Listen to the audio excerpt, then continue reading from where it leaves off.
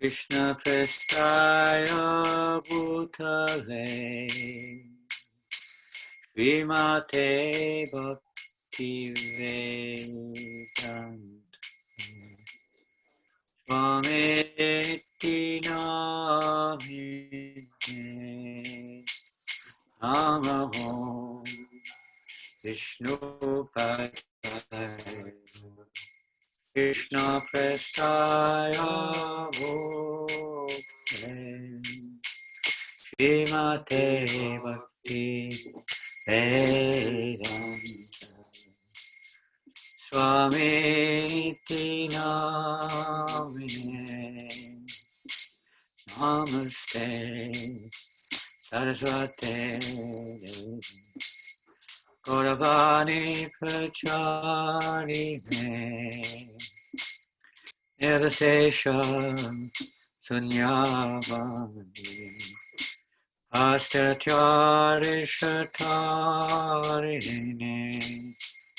Namaste Saraswati Gauravani Pracharine Devasesha Sanyavadi Pastyachari Shatari Jaya Shri Krishna Chaitanya Prabhu Nityananda Shri Advaita Gadadhar Srivasadi Gauravakta Vrinda Shri Krishna Chaitanya Prabhu Nityananda Shri Advaita Gadadhar Srivasadi Gauravakta Vrinda Hare Krishna, Hare Krishna, Krishna Krishna, Hare Hare,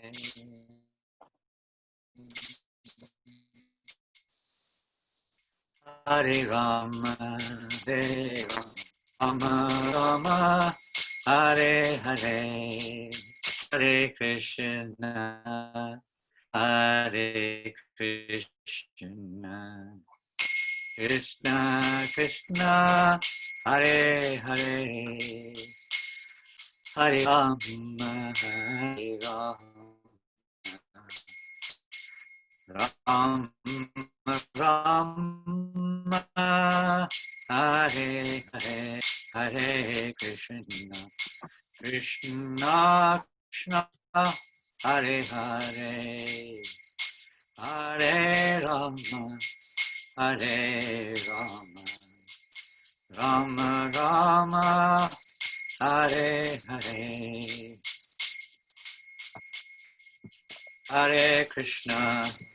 Hare Krishna Krishna Krishna Hare Hare Hare Rama Rama Rama Hare Hare Hare Krishna Krishna Krishna Hare Hare Hare Rama Rama Rama Hare Hare Hare Krishna Krishna Krishna Hare Hare Hare Rama Rama Rama Hare Hare Krishna Krishna Krishna Hare Hare Hare Rama Rama Rama Hare Hare Hare Krishna, Krishna Krishna, Hare Hare, Hare Rama, Hare Rama, Rama Rama, Hare Hare, Hare Krishna, Krishna Krishna, Hare Hare, Hare Rama, Hare Rama, Rama Rama, Hare Hare, Hare Krishna, Krishna Krishna, Hare Hare, Hare Rama, Rama Rama, Hare Hare, Hare Krishna, Krishna Krishna, Hare Hare, Hare Rama, Rama Rama, Hare Hare, Hare Krishna, Krishna Krishna, Hare Hare, Hare Rama,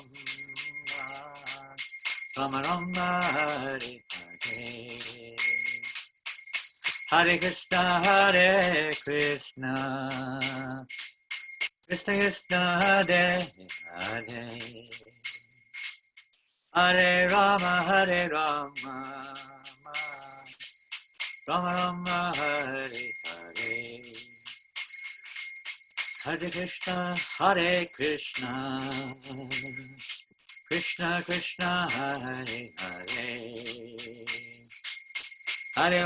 Hare Rama, Rama Rama, Hare Hare, Hare Krishna, Krishna Krishna, Hare Hare, Hare Rama,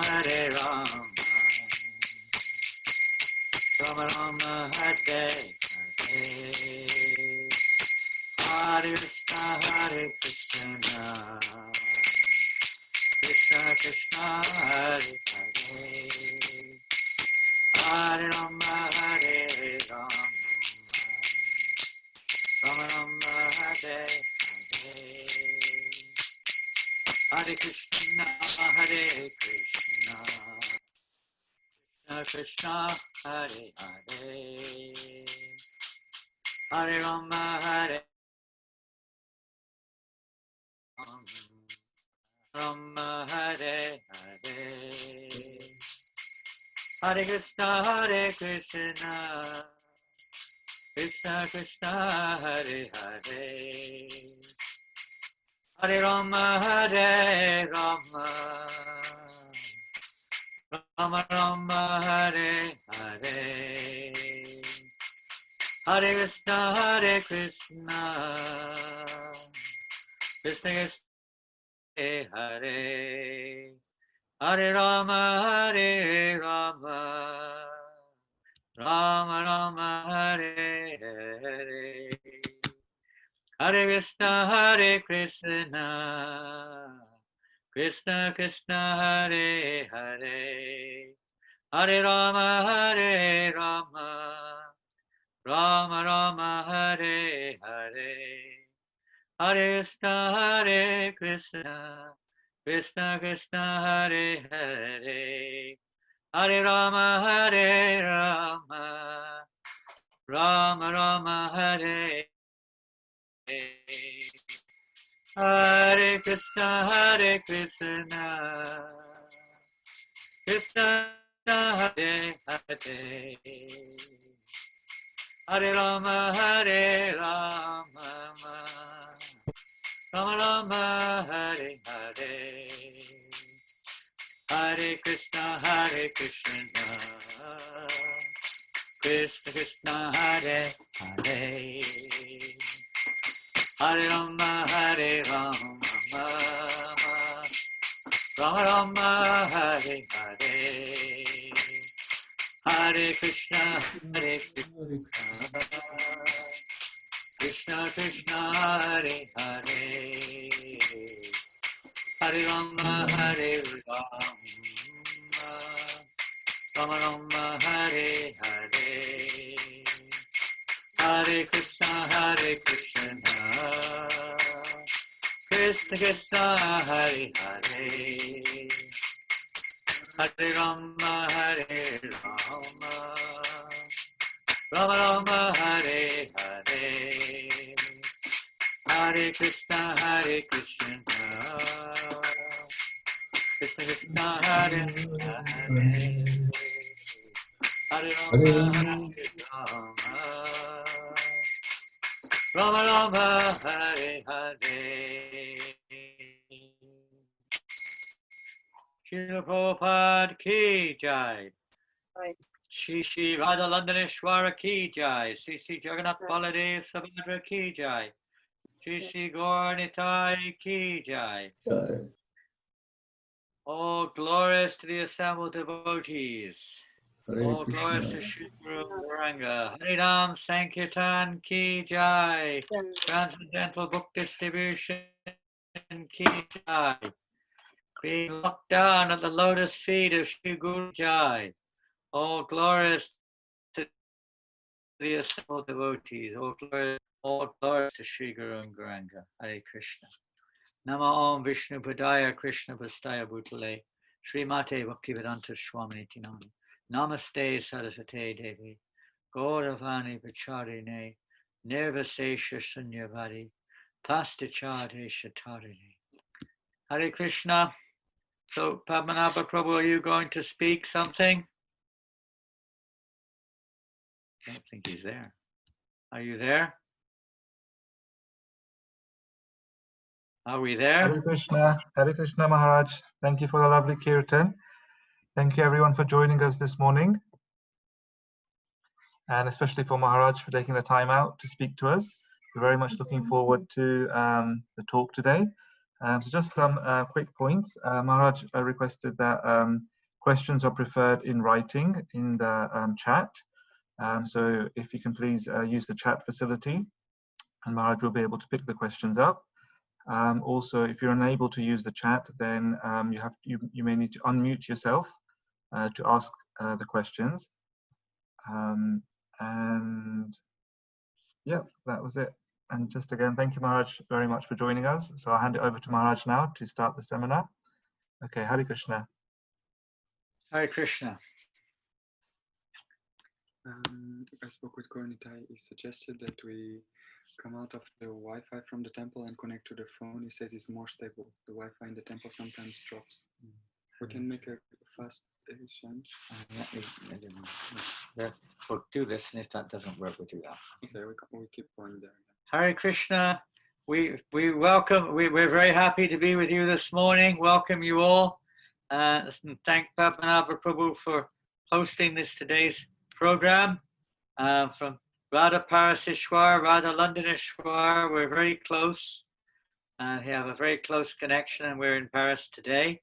So we hope that our internet will maintain stability. It's been a bit up and down today. We're hoping for the best.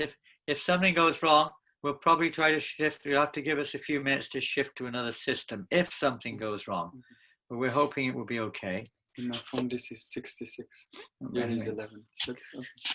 So today's topic, what is the title? I've forgotten. Is it lust is a must or is lust a must? Which is it? Is lust a must or is lust a must? Not much difference, huh? I think for most people in the world, it's lust is a must. And for the devotees, well, we'll leave that up to you. We don't have a means right now for finding out. But whatever it is, either title will do, because there's more to lust than meets the eye, as they say, at least as we say. So today, this is our topic, and we'll try to begin. I guess we should first of all, I suppose most of you know me, to some degree, coming originally born made in the United Kingdom, and I've been kind of wandering around for the last 20 years or so, from here to there, and mostly the last few years I've been stuck in France a lot of the time. But whatever it is, we were fortunate to meet Srila Prabhupada in London. In those days, we were in Bury Place in 1972 when Prabhupada came to London for the Rath Yatra Festival in London in Trafalgar Square. And it was there that many of us devotees in London received Diksha or initiation from Prabhupada. I won't go through the names, but many of the devotees, even some of the devotees who are still there in the UK, serving in the UK, were initiated then on Trafalgar Square. And it was a very memorable occasion, of course. So since then, we've been somehow or another associating with Prabhupada's movement. I can't say that I've made any progress of significance because Mr. Lust, I suppose, has been I've been far too friendly to Mr. Lust over the last 50 years. Mr. Lust is more than just some sexual infatuation or lecherous behavior or something. He's quite an expansive character, to say the least. So let's talk a little bit about what we understand. Who is this, or what is this lust which we hear about? I mean, if we start off in basically, we could say that the foundational verse of this subject matter would be found in the 3rd chapter of the Bhagavad Gita. And many of you are very familiar, at least with the theory or the nature of this verse. We may not have yet imbibed it in our lives very seriously or seriously enough to become free of this influence. And as you may know, in the 3rd chapter of the Bhagavad Gita, Krishna is talking a lot to Arjuna about performing his duty according to the Varnashram system, conditional duty. Krishna, well, because Arjuna was actually thinking of, changing, giving up his Svadharma according to his position in Varnashram. He was thinking, let me go away and become some kind of a goody-goody. I'll go to the forest and meditate. This fighting business is not good stuff. So he thought about leaving, but Krishna didn't really agree with that. The whole 3rd chapter is dedicated to trying to explain to Arjuna that that will not work. He will be the cause of sinful reactions, etc., etc. And then Arjuna, well, then why is it, Krishna? Arjuna said, why is it, Krishna, that we sometimes act in sinful ways? Then you're calling this a sin. We act sinful ways, even though it's more or less, even though it seems to be against one's will. So what does Krishna say? Well, you probably got it in front of you by now. 337 or something, I think. Yes, 337. When Krishna says to Arjuna, the Supreme Personality of Godhead said, "It is lust only, Arjuna, which is born of contact with the material mode of passion, and later transformed into wrath, and which is the all-devouring sinful enemy of this world." Quite a powerful statement by the Lord. The all-devouring sinful enemy of this world. And when we say this world, we don't just mean this planet. We're referring to basically speaking, the material universe is. Everybody under the all-devouring sinful enemy captures us all. Lust only.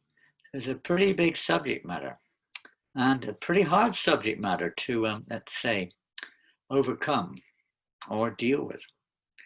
So let's look at some of the definitions of lust. We could look at some of the present day religious perceptions or understandings of what is lust.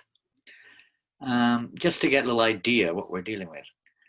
In the Christian church, Christian generally, and of course there are so many different branches with their own different perspectives, but in principle, the biblical understanding is based largely on a statement in Matthew, the Gospel of Matthew, which states that whosoever looketh on a woman to lust after her hath committed adultery with her already in his heart.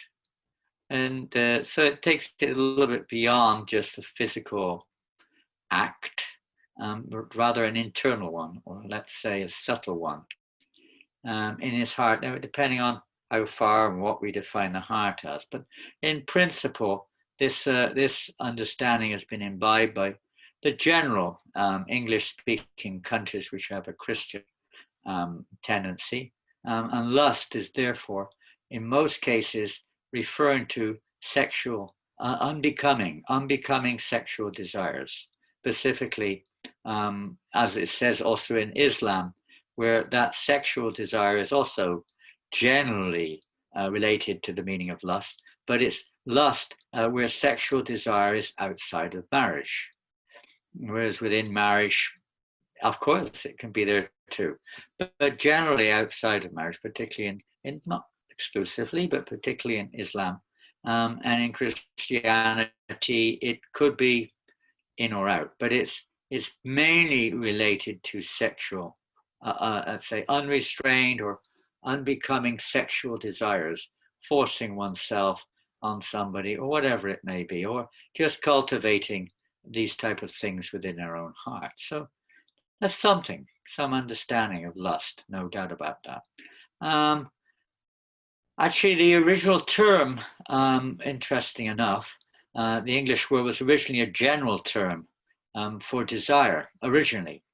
It's become a little bit, maybe a little bit more specifically used for sexual interaction, but originally it was just a general term for excessive desire. In the original Greek, and that refers also to the original Greek writing of the Testaments, it was a general term. It wasn't specific, just generally to set one's heart upon a thing, to be focused on a thing, to be very eager, or to covet, to long for it, to aspire for it, to desire for something. These would all come under the bracket of lust. So it wasn't necessarily such a kind of like a, this kind of term which is like overwhelming. But at least it doesn't sound like that, does it? But it is. It's used in verse. It clearly had nothing to do with sexual desire. The word lust was used for all kinds of subject matters. And specifically in the old writings and the old commandments, it was to covet, to dwell on something, to kind of like, to absorb oneself in something, to aspire to attain something. And there is a verse in the ancient scriptures: you shall not covet your neighbor's wife. You shall not covet your neighbor's house, or his field, or his male slave, or his female slave, or his ox, or his draft animal, or any animal of his, or whatever belongs to your neighbor. Treat your neighbor as yourself, type of thing. And so it refers to just about anything which is unbecoming, which doesn't belong to us, and we start to aspire for it. And that was considered to be lust. And in Judaism, it refers to man's misuse of the things which the physical body needs to survive. Misuse of things. It's not just using things, but misuse. So you can see there's kind of like slightly different variations. And it's interesting also to note that during the course of history, during the Roman times, the word was related to luxuria, which nowadays is called luxury. And luxury isn't necessarily a word which is related to lust, but it refers to, living a life beyond one's needs, overindulging in various acts of, let's say, high living, and not just sins such as sexual extravagance would be included, but it could be extravagance to anything whatsoever. Could be anything. In Buddhism, lust is the attachment to or identification with passionate desire for certain things in existence, all of which relate to the form, sensation, perception, mentality, and consciousness that certain combinations of these things engender within us. So it's a little bit more sort of philosophical, let's say, a little bit more kind of wordy understanding. And they consider it as the ultimate cause of imperfection and the most immediate cause of suffering. Those are just some of the perceptions. Dictionary definitions of lust, which follow those lines more or less. And I'm not saying which dictionary, it's just a combination of dictionaries. I have an intense desire for something. Powerful feeling of wanting or need, to crave for something. So you can see that can be applied to anything. You could be craving right now for something. It might be, sleep, it might be food, it could be some possession, it could be a person, it could be whatever. Name and fame. Lust in the Wikipedia, I think that's what you call it. Lust is a psychological force producing intense desire for an object or circumstance, fulfilling the emotion which, while already having a significant other or amount of the desired object. In other words, something you've got already and you want more and more. Lust can take any form, such as the lust for sexuality, love, money, or power. It can take such mundane forms as the lust for food, as distinct from the need for food. So that distinction is very clear there between lust and love also in most, not just religious definitions or descriptions, but in general, that, between lust, which is generally understood to be simply satisfying one's uncontrolled urges, and love, which is supposed to be an emotional relationship with someone else, which is a give and take scene, supposed to be. However, all these various definitions, be they what they may, are all based on material analysis and totally material approaches, very mental, physical analysis without literally zero understanding of the root or even that which is, who is being lusty, or what actual lust is actually means in its real form. No reference to the soul or the soul's intrinsic nature, basically speaking. It's just as if it's some kind of external thing, not even understanding in its relationship with the modes of nature, nothing. It's just an external thing which you have and you don't have, or you have to more or less degree, and it's interpretable what counts as lust and which doesn't. There's no clear understanding. It's just some ideas and basic broad understanding is there on the material platform, but nothing deep. So if we look at the Vedic system or the Vedic understanding, we'll get a little bit more specific about what lust really is, how it interacts, how it affects us, how to deal with it. So we would like now, before we start really, to ease up a little bit. Let's have a little bit of maybe an icebreaker if you're if you're in Antarctic. I don't know if anyone in Antarctic is joining us today, but maybe someone in the Southern Hemisphere is feeling the cool weather down there. So let's have an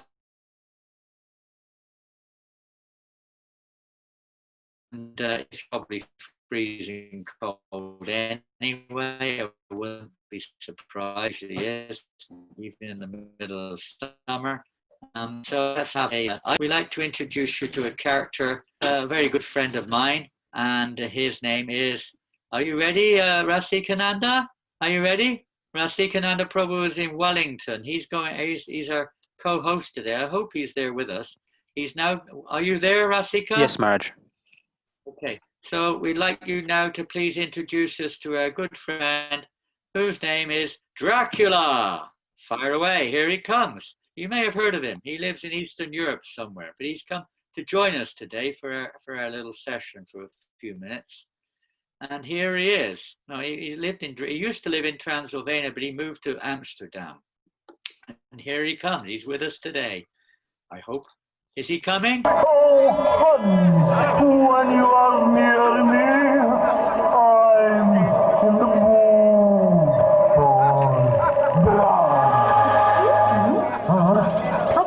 Notice you've got such a beautiful voice. Oh, my lovely one. You are such a feast for the eye. And what to speak of the tongue? Of all the senses, the tongue is the most voracious and difficult to control. But my dear, how can you speak to me of control when the mere sight of you fills me with lusty desire? It is lust only, which is the all-devouring enemy of the world. But my dear, you misunderstand me. I feel a profound attachment to Of course! While contemplating the object of the senses, one develops attachment, and from that attachment, lust develops. You make me so angry I could bite you! Yes, from lust, anger arises. From anger, delusion develops. From delusion, bewilderment and memory. And when memory is bewildered, intelligence is lost. And when one loses his intelligence, one falls down from the spiritual path. You see, it's a very risky business. If anyone's taking a risk, my dear, it is you. Obviously, you don't know who I am. Obviously, you don't know who you really are. I don't know who I am. Preposterous.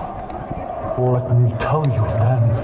I am Count Dracula of Transylvania, Prince of Darkness. Obviously, you are in darkness, for only an ignorant man considers the body as the self and his place of birth as worshipable.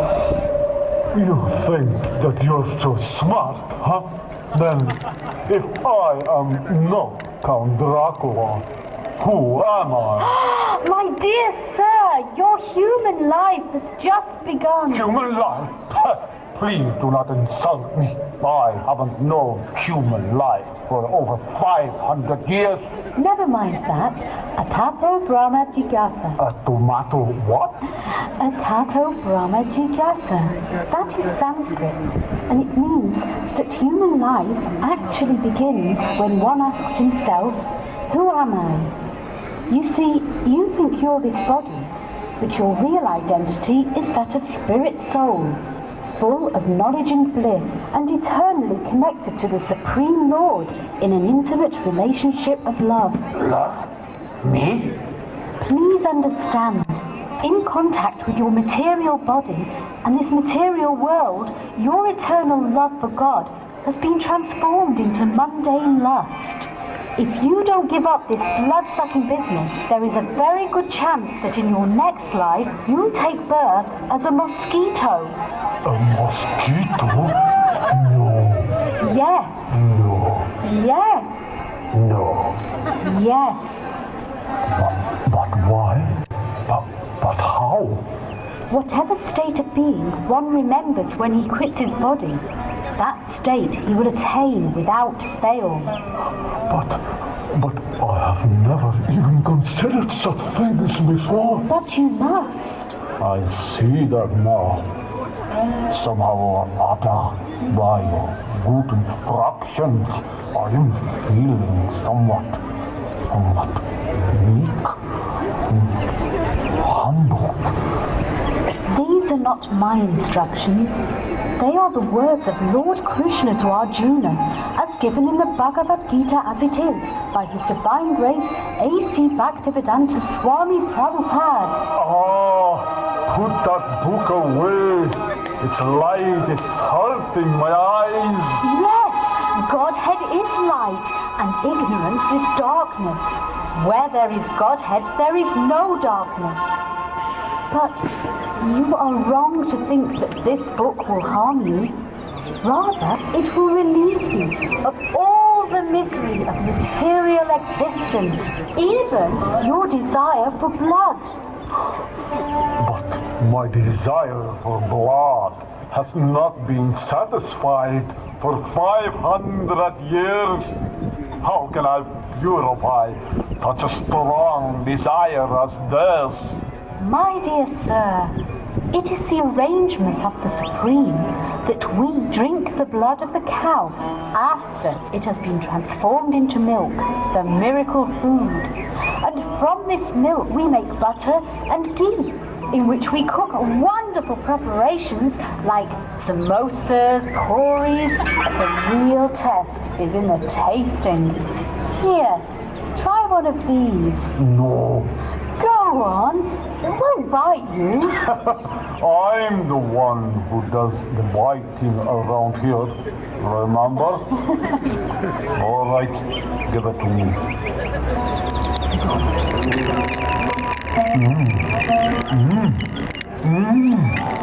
Good, isn't it? Absolutely delicious. Give me more. Just one. But if you want more, you have to come to our Sunday feast, where you can eat to your full satisfaction. Is the recipe for this in that book? No, the recipes are all in this one. Thank you. That looks tasty. And this is the book I mentioned earlier. Oh, Bhagavad Gita as it is.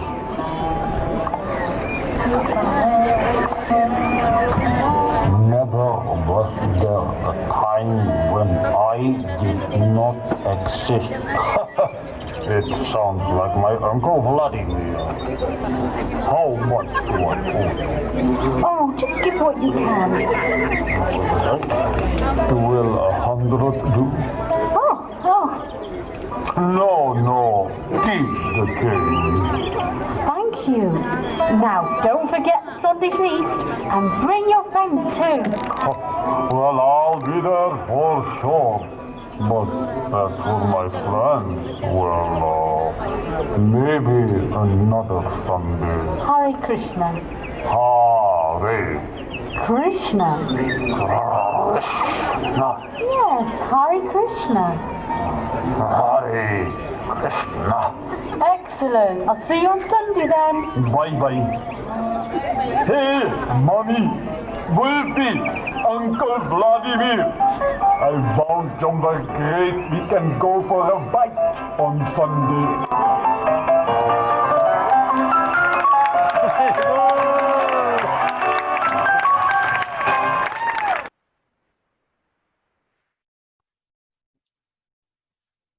Hare Krishna. Well, I hope you're still there. Oh, such If wonderful. you didn't catch it, that was our dear godbrother Paravida Prabhu, with one of his many excellent presentations of Krishna conscious philosophy and not just the philosophy, but the execution or the practice of the philosophy. So Dracula, even Dracula can become transformed. We may have a Dracula mentality sometimes. Many points were there in that presentation, of course, from Bhagavad Gita. What happens to us when we leave our body?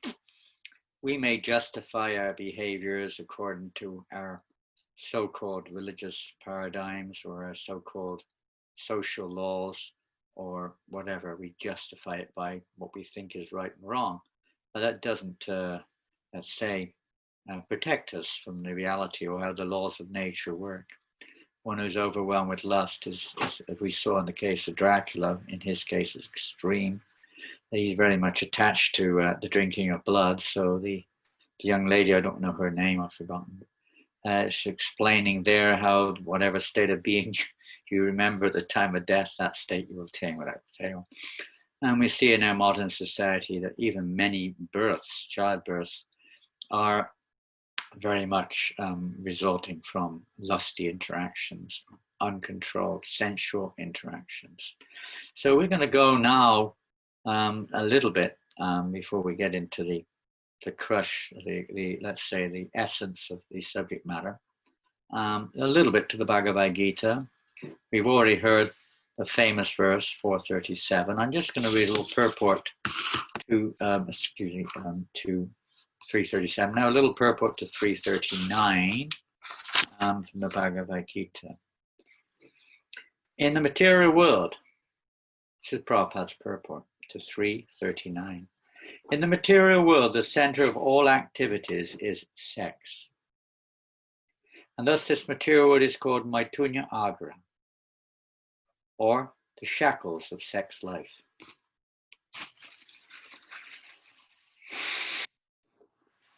In the ordinary prison house, criminals are kept within bars.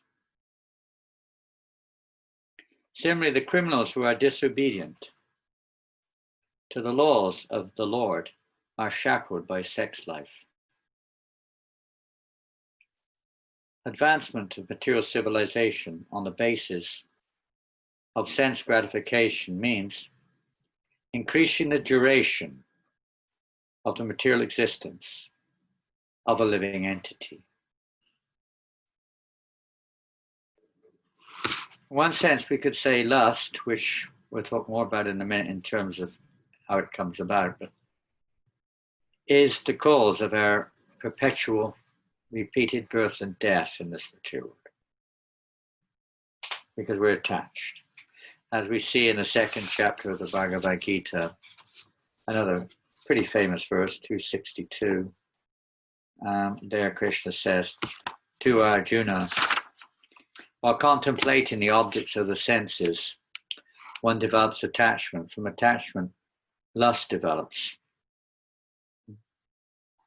And from such lust develops, and from lust, anger arises. And these two, especially lust and anger, are considered to be the all-devouring sinful enemy of the world, which keep us locked up in this Maitunya Agra, this chains, literally Maitunya Agra, the chains of sex desire. And even if we take sex as being the definition, we will go a little bit deeper into what sex is as we go through the presentation a little bit, and how to get free of those chains, which are binding everyone in this world, almost uncontrollably, unknowingly, in ignorance. People plow on. From anger, Krishna says, complete delusion arises. And from delusion, bewilderment of memory. When memory is bewildered, intelligence is lost. And when intelligence is lost, one falls down into the material pool. So this is the result of being controlled by lust. And lust comes by contemplation. So we can go back a little bit, let's say, to the living entities being in this situation in the material world, where we are influenced by not just lust, but many other factors, other influences are there, but lust is at the root in this material world.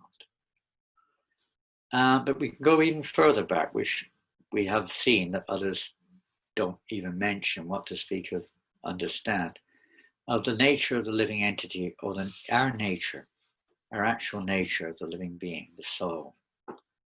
The nature of the soul is, we're all part and parcel of Krishna. We've all been, let's say, we all emanate, we've all come from Krishna. So we do possess, as a spark of the sun possesses certain qualities of the sun itself. We possess certain qualities of the Supreme. And to make it very simple, amongst those qualities are Nanda, bliss, knowledge, and the nature of the living entity. The bliss, which is inherent or a part of the characteristics of the soul, Nandamaya Sat, we're pleasure seeking. The living entity by nature, the living entity is pleasure seeking. And consequently, I think we're offline. Online. Consequently, does this mean I'm online? Okay. Consequently, wherever we're situated, we're always trying to experience these characteristics of the soul. It's our nature.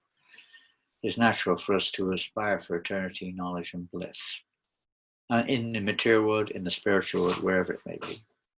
And that's our nature. The living entity also has another aspect, which is our free will. A certain amount of free will. And that free will, in simple terms, is affection or aversion towards whatever situation we're in. So whatever the reason is in terms of detail, whatever a situation is in terms of our locale in transcendence, Prabhupada mentions many times the cause of our being in this material world is misuse of our intelligence. That there's understood, at least from Srila Prabhupada. A misuse of our intelligence is when the aversive aspect of the soul, aversive to Krishna. Sometimes we call that envy. Sometimes, although envy is, in one sense, is applicable in this material world. But in terms of the soul's free will, aversion towards Krishna. And by Krishna's arrangement, when the soul is determinedly averse to devotional service to Krishna in whatever form, then the Lord arranges to fulfill the endeavor or the desire at that stage of the living entity to experience existence separately from Krishna, which basically means seeing oneself in the center. So these are back, you could say, to the roots here of our being overwhelmed by lust in whatever form, whatever way we understand lust. It can be taken specifically or generally, but the root is back to the free will of the living entity. The material world, Prabhupada says, exists only because of the desire of the living entity, and consequently Krishna's will, of course. Nothing can act without Krishna's will, but Krishna's will to create this material energy, to manifest this material energy with the influence of the three modes of nature is based upon the will of the living entity, the desire of the living entity. So then the living entity placed under the influence of the material energy, under Maya, under the three modes of material nature, according to our association within those modes, we respond accordingly. Every individual has its own unique nature and also its own karma as we sojourn through the material world, through lifetime after lifetime, and consequently react to the modes of natures in different ways and interact with each other in different ways, causing more karmas. So the living entity comes into this material world, and because our nature, Nandamaya Sat, we are an enjoyer. So without relationship with Krishna, which we'll talk more about later, without relationship with Krishna, our relationship is thus in this world of darkness. In other words, we're placed in ignorance of our true identity. We start to think of ourselves as being a material, individual material personality, a body or mind, subtle or gross form. We start to identify with the material world, and the material body is the self, or the mind is the self, and the material world is mine, my place. So in this way, the living entity becomes very attached to this material environment and the body in which he's interacting with the material environment, subtle and gross. And consequently, because of that attachment we just heard, the influence of the mode of Rajaguna, the mode of passion, grow or expands, increases. Because of our attachment there, the mode of passion, which is already there, of course. We're first in the mode of ignorance, and then in contact with the objects, the mode of passion, because of our attachment to the object, starts to increase, and we become very much implicated in the situation we're in. We very much want it, thinking that this, if any of you have got children, I'm sure many of you have or have had children, you can see, we were yesterday on Sankirtan, the day before yesterday, watching some of the children. There was one play shop just in front of our Kirtan party, and children running there, I want this, I want this, I want this. They think that that will satisfy their senses, maybe for a short time. The nature of the material world is like that, of course. We only get a very short fulfillment of that lust, is satisfied for a few moments. We'll hear more about that later. But this lust, according to our scriptures, according to Lord Chaitanya Mahaprabhu, according to Krishnadas Kaviraj Goswami, according to all of our acharyas, lust means attachment, basically speaking. It's a very general understanding, a general attachment to one's personal sense gratification. It's wholly and solely about trying to satisfy our eternal constitutional need to feel pleasure. And there's nothing wrong with the constitutional need It's just you could say the direction in which we're trying to fulfill that need, which has to be adjusted. It's not the actual desire for happiness, the desire for pleasure. It may be selfishly centered, but in of itself, it doesn't have to be. But it's the nature of the soul to feel satisfaction. In this material world, why? Because birth, death, disease, and old age are constant factors of this world and other living entities, and our karma, of course, as well. The modes of nature constantly changing around us, according to karma. And consequently, other living entities also having a different perspective of the same situation. Our endeavors to achieve that constitutional satisfaction are always frustrated in this world. And consequent anger is a result because we're frustrated. We're not getting what we want. And it's not surprising. Therefore, a wise person doesn't get so disturbed. He understands that people are not getting what they want, therefore they're angry. They may identify with some religious process or some philosophy or whatever they identify with, but the fact is that they're not satisfied. We get angry when we don't get what we want. This is just one aspect of not being satisfied. So this goes on. And well, some people may say, well, really speaking, I'm not lusty. You know, why are you talking about this lust? I'm not lusty. I'm a good person. I live a good life. I don't, you know, I do things properly. And many people think like this. The Prabhupada says, anyone who is in the material world, he is lusty. Anyone, even a mosquito, an ant, everyone is lusty. Maybe difference of degrees, Prabhupada says. That doesn't matter, but he is lusty. As we see in the Bhagavad Gita in the 3rd chapter, Krishna talks about that, you know, as different levels of consciousness, different degrees of lust are there, you know, the embryo, dust, the mirror covered by dust, the embryo covered by the womb. Like this, different degrees of lust are mentioned there. But lust nonetheless, just because it might be in the mode of goodness, that doesn't mean it's not lusty. We're still wanting to enjoy ourselves for my personal sense enjoyment. This is lust. Kamesha Krodesha Rajagun Samubhava. Everyone is trying to lord it over material nature. That is lust. Lording it over our family, lording it over our subservient, those who are subservient to us, lording it over the energy around us, whatever it may be. This is all due to lust. Now the ant is trying to lord it over material nature in his own way. And the big politicians trying to lord it over nature in a different way. Everyone is trying. Lording it over the material nature is a sign of lust.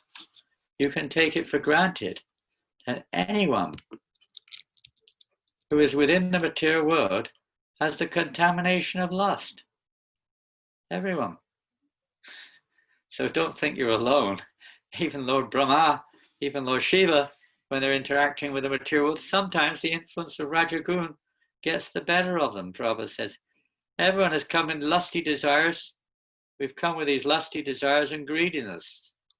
It doesn't seem like it, but the root is there, and that root is our aversion towards Krishna, which means I want to be the center. I want to be the enjoyer. If we look at our lives, we'll probably find a lot of problems we have are because we're seeing ourselves in the center, and with our, let's say, conditional perspective. We approach others and we approach the world around us. And consequently, we get angry when others don't go along with us. We can probably analyze it a bit like that. Prabhupada says even demigods like Lord Shiva, Lord Brahma, Brahma became attracted to his own daughter. Lord Shiva became mad after Mohini Murti, or she was Krishna. But still, the principle was there. Krishna's teaching a lesson, even if you're a very great personality.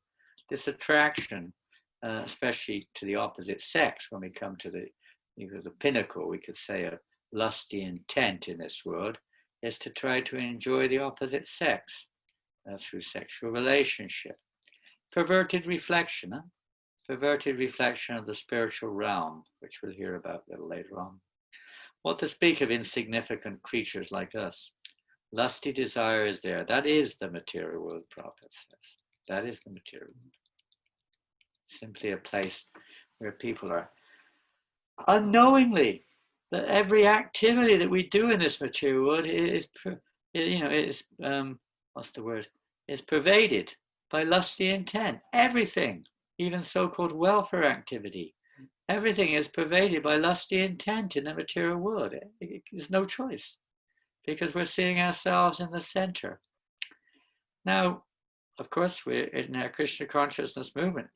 In one sense, this is the basic root transformation, is to change, or to how to deal with this lust, how to deal with this seeing myself in the center as the enjoyer, as the proprietor, as the controller, and so on and so forth, a friend within this material world. We're trying to imitate Krishna. We know there's no peace there. In the Bhagavad Gita, Krishna explained Bhaktaram Yagatapasam Sarvaloka Maheshwaram Suridam Sarvabhutanam Gathamam Shantim Vichati, that those who understand things really for what they are. So knowledge is one thing, very important to have this knowledge, which we've just seen in that nice drama of Paravita Prabhu, how the lady there, she was giving knowledge to even to Dracula. Of course, it's a drama. It's not as easy as it sounds usually. But she was giving that knowledge. We have to give that knowledge to ourselves as well, don't forget. We're the ones who really, if we can't conquer over lust, we don't rise above lust, the divine sinful enemy of the world, then how can we help anyone else? We can't really. So it's imperative that we as aspiring devotees, we try to see how we're going to genuinely become freed from Maitanya Agar, or the bondage of lust, shackles of lust. I'd like to sing a song. I don't know if Rasikananda, if we can screen this now. This is a song by Bhaktivinoda Thakur from Kalyana Kalpataru. It's a great song. I've never heard anyone in ISKCON ever sing it. I'm sure they have, and I'm not even sure of the tune, but we'll give it a bash and see what comes out. Is the meaning of this song. It's a transformation song of Bhaktivinoda Thakur. If ever you've read Kalyana Kalpataru, one of the amazing compilations of Bhaktivinoda Thakur, one of the songs in that book is also Gopinath. And there's a similar mood in that song. You can get a lot of realization by entering into the meaning of these songs. They're very important. And by singing these songs, it literally can, the more we absorb ourselves in it, more we're, as lust means a complete absorption or coveting of some object of this world. Similarly in Krishna consciousness, that same lust transform that passion towards something, transformed towards a passion for hearing and chanting about Krishna, has an amazing effect. So for instance, the first, in the song called Gopinath, there's the third stanza there, it says, I have fallen into the perils of material illusion. Wealth, wife, and sons have surrounded me, and lust has wasted me away, he says. But that's from Gopinath, and the whole song is based on that, how he's fallen into the pit of sense gratification, controlled by his, passions and so on and so forth. Pure devotees teach us this, to help us to realize, wait a minute, I am in this pit, I am lusty, I am envious, whatever it is. Not that we become neurotic and go, depressed or something, but they also give us the solution, how to deal with it. In Kalyana Kalpataru, you'll see the gradual step-by-step, more or less step-by-step progress, how we can get free of the shackles of lust. And I don't know if this song is on the screen. I don't see it myself. Is it there, Rasikananda? It might be. I can't say. I don't see it there. I seem to be sharing it. Hopefully everyone can see it. I can see it. Yeah. You can see it now. Thank you very much. Is this, that's the title, okay, Mundane Lust versus Spiritual Lust. That's kind of the title of this song, at least in English, I believe. And it's from Kalyana Kalpataru. Okay, let's have the first verse. You'll take us through, and we'll see. I can't say that we're going to get the tune, happens to even the best of us, what to speak of the worst of us. Can you kindly remove my picture there so I can see the whole song? Thank you.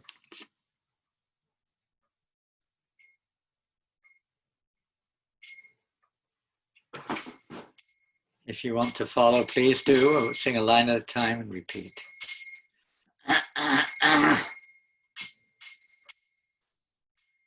Mana tumi balabasa kametaranga. Mana tumi balabasa kametaranga. Jadakami Padahari Sudakama Seva Kori Jadakama Padahari Sudakama Seva Kori Jadakama Padahari Sudakama Seva Kori Jadakama Padahari Sudakama Seva Kori Vistaraho Aprikataranga Vistaraha Aprikataranga Manatumi Balavasa Kamerataranga Manatumi Balavasa Kametaranga Anitya Jadiya Kama Shantahina Abhisrama Anitya Jadiya Kama Shantihina Abhisrama Nahi tahi pipasara banga Nahi tahi pipasara banga Kama samagri chayo tabutaha nahi payo Kama samagri chayo tabutaha nahi paho Kama samagri chayo tabutaha nahi paho Kama samagri chayo tabutaha nahi payo Aileo charita basanga Aileo charita basanga Manatuma balabasa kamataranga Manatumi balabasa kamataranga Manatumi balabasa kamataranga Manatumi balabasa kamataranga Tumi seva koro jare seto ma bhajite nare Tumi seva kore jare seto ma bhajite nare Tumi seva kore jare te seto ma bhajite nare Tumi seva kora jare seto ma bhajite nare Dukadwale bino dara anga Dukadwale bino dara anga Dukadwali bino dera anga Dukadwali bino dera anga Tado tabi micha kama hayo tumi sacha kama Tado tabi micha kama hayo tumi sacha kama Hayo tumi sacha kama Atumi Satyanga Bhajavinda Nerananga Bhajavinda Vanerananga Bhajavinda Vanerananga Jana Kusuma Sari Tabanitya Kale Bari Jana Kusuma Sari Tabanitya Kale Bari Janhara Kusum Sari Tabanitya Kale Bari Janhara Kusuma Sari Tabanitya Kale Bari Vyapthabi Premantaranga Vyapthabi Premantaranga Vyapthabi Premantaranga Vyapthabi Premantaranga Back to the first verse, please. Manatumi balabasa kametaranga Manatumi balabasa kametaranga Manatumi balabasa kametaranga Manatumi balabasa kametaranga Manatumi balabasa kametaranga Manatumi balabasa kametaranga Hare Krishna, Krishna Krishna, Hare Hare, Hare Rama, Hare Rama, Rama Rama, Hare Hare, Hare Krishna, Krishna Krishna, Hare Hare, Hare Rama, Rama Rama, Hare Krishna, Krishna Krishna, Hare Hare, Hare Rama, Rama Rama, Hare Hare, Hare Krishna, Krishna, Hare Hare, Hare Ram, Ram Rama, Hare Hare, Hare Krishna, Krishna Krishna, Hare Hare, Hare Rama, Rama Rama, Hare Hare, Hare Krishna, Krishna Krishna, Hare Hare, Hare Rama, Rama Rama, Hare Hare.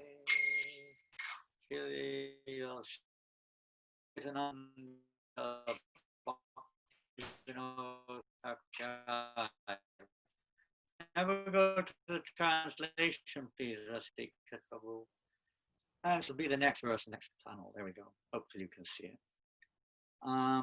And it's amazing how the great devotees, like loving parents, how they place us in our situation. Even Bhakti Vinod Thakur and many great devotees, they appear to go through parts of their life where it appears that they were also victimized or under ignorance and victimized by lust. At least according to the history, it seems like that. Internally, that's another thing. But externally, it appears they go through this. And why? To show us how we can get out of it, to give us confidence that we can become released from the shackles of material existence. We don't have to be victims of lust. And don't forget, lust is more than just uncontrolled sexual urge. Lust is the very concept of seeing ourselves in the center. And we'll hear in a minute about lust and sex and how they're related. My dear mind, he says, I've got a little thing there. I need to move it. Can I move that? Oh yeah, I've learned how to do it. My dear mind, you are so fondly attached to rolling, interesting, rolling to and fro upon the waves of lust. They're like never-ending waves, and we're just kind of in the ocean of these waves of lust, Whichever way you look, the waves are big or small, but they're nonetheless, the waves are there.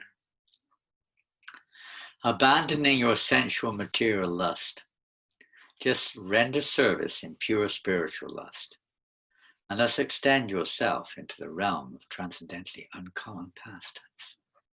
Notice how the word spiritual lust is mentioned there. It is not possible to quench the thirst of this temporary mundane lust. As we heard from the drama, it burns like fire. Krishna explains how the more you feed it, the more it increases. For its nature is to continuously create a disturbing situation. It's like in the ocean.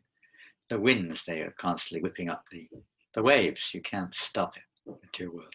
Although you desire the things associated with lust, still you cannot always get them.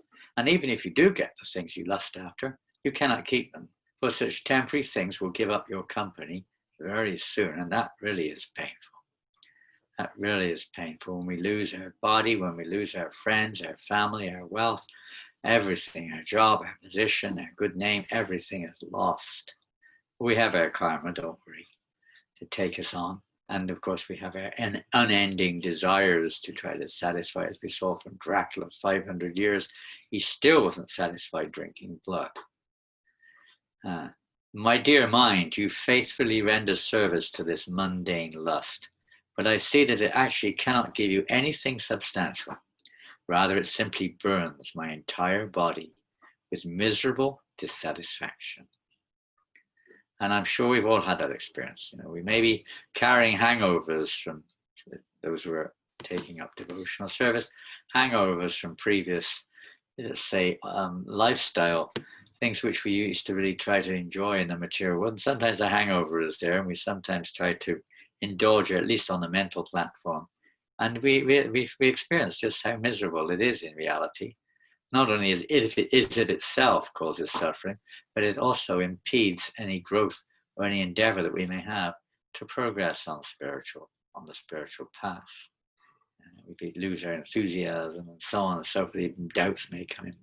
So then just give up all your false material lust and accept the true spiritual lust by worshipping the Cupid of Vrindavan. He will shoot, just like Cupid shoots arrows.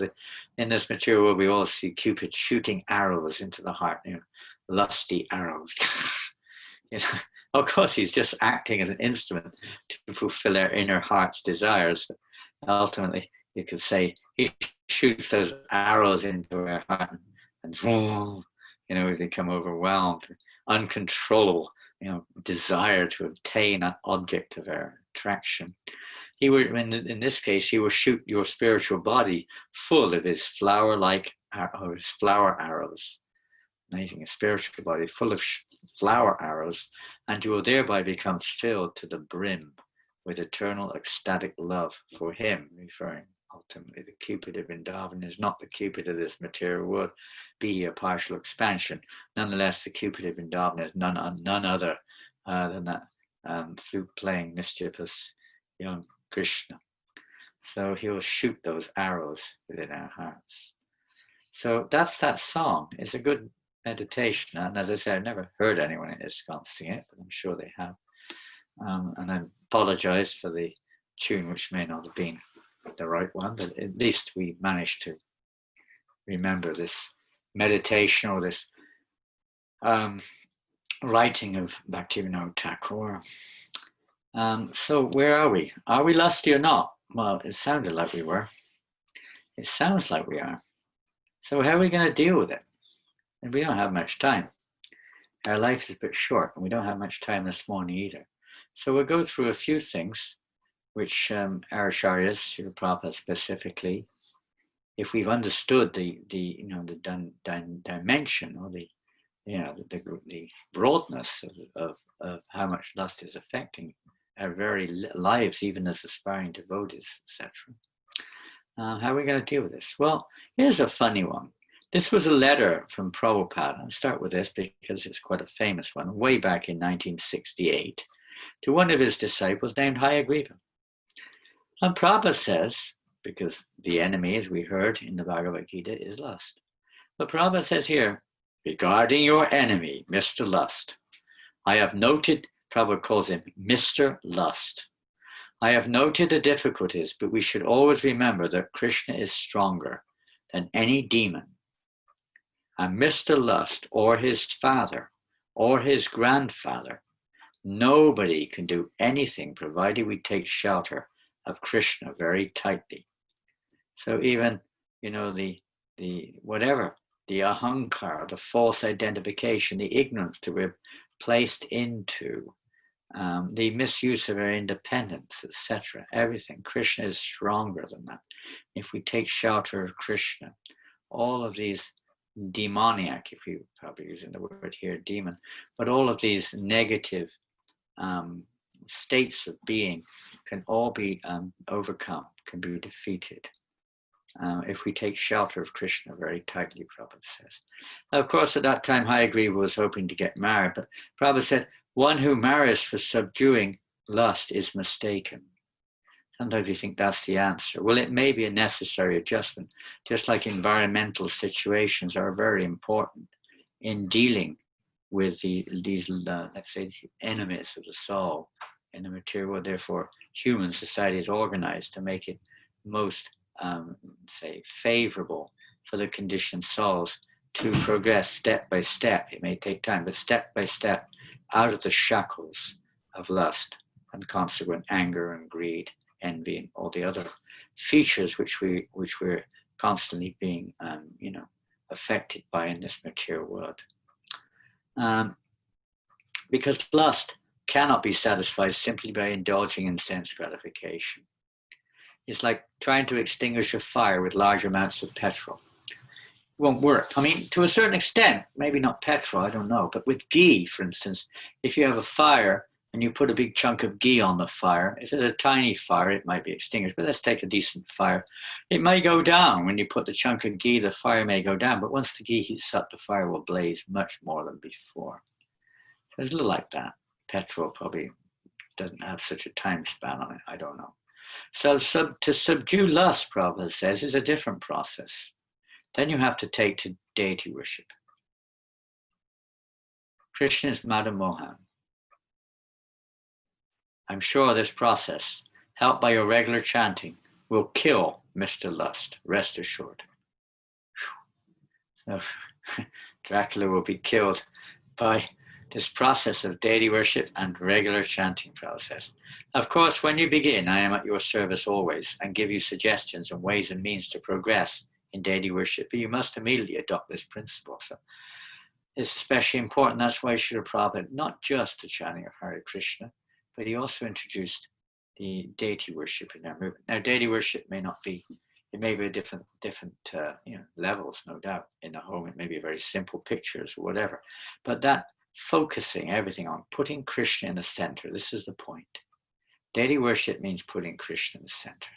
Lust can be conquered by transforming that lust towards Krishna, or turning that lust towards Krishna. Not that we're lusting after Krishna in the sexual, with a sexual intent, so to speak, although that may also be there. We see with Kubja, that was her intent, but that's a mixed situation.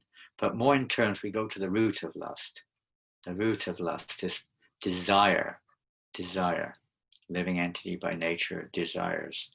Transforming our desires to satisfy, instead of satisfying my senses, to satisfy Krishna. That's why, when we go on, we'll see how this relates to later on directions. We're going to just go through them, not necessarily in any chronological order, but some different directives Prabhupada gives us.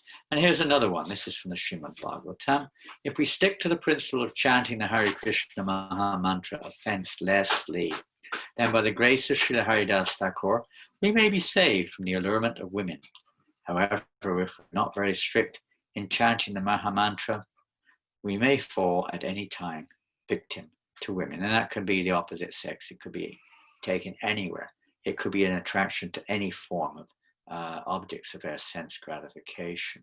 So the strict chanting of the Hare Krishna Maha Mantra, Kinvadavadanudinam. Now, Rupa Goswami describes that this, and the importance of this is that we should regularly, Kinvadaram Anudinam, regularly chant and carefully chant if we want to get to the root.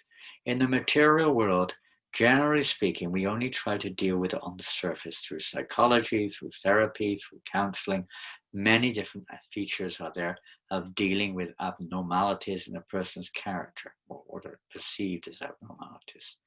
And even in devotional service, we may cover it over, keeping engaged in various activities, but Mr. Lust is still there in the core of our consciousness, in our hearts. And he will be driven away. We saw how, initially at least, how Dracula was so almost terrified to see the Bhagavad Gita. It was unbearable for him, practically speaking. He could hardly look at it. We have to open our hearts. And sometimes it's said we have to be naked in front of the Lord. You know, Prabhupada even gives that example. So if a man wants to enjoy, then he has to go naked.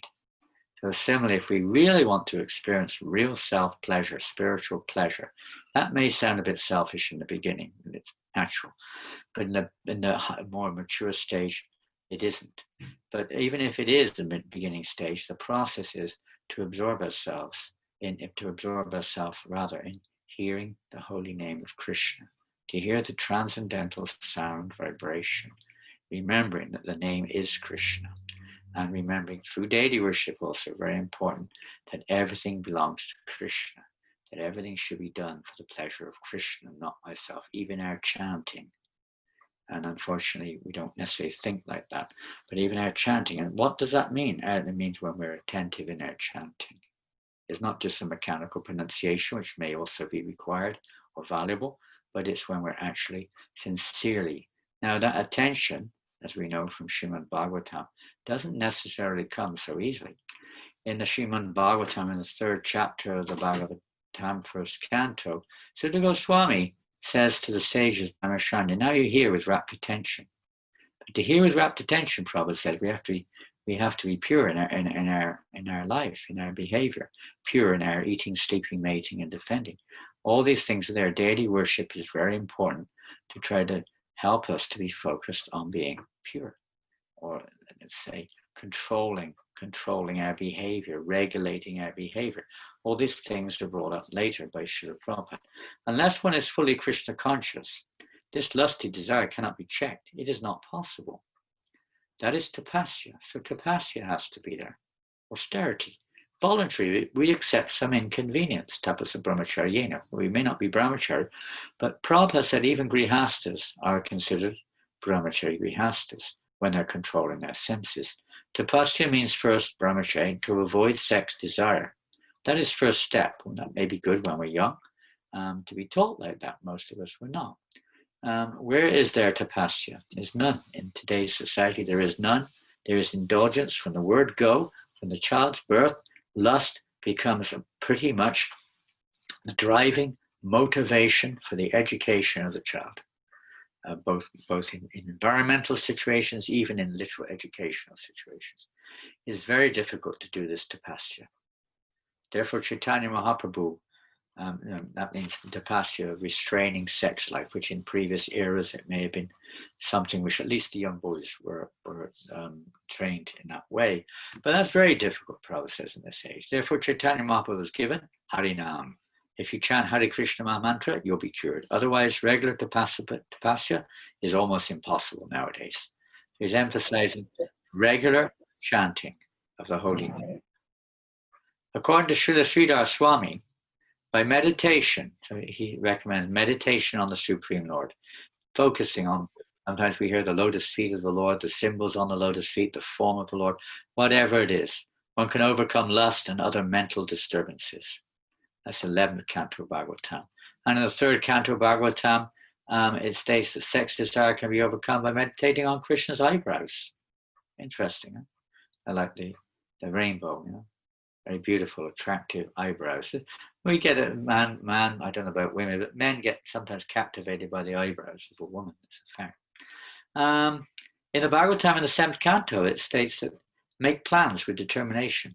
Make plans to give up lusty desires for sense gratification.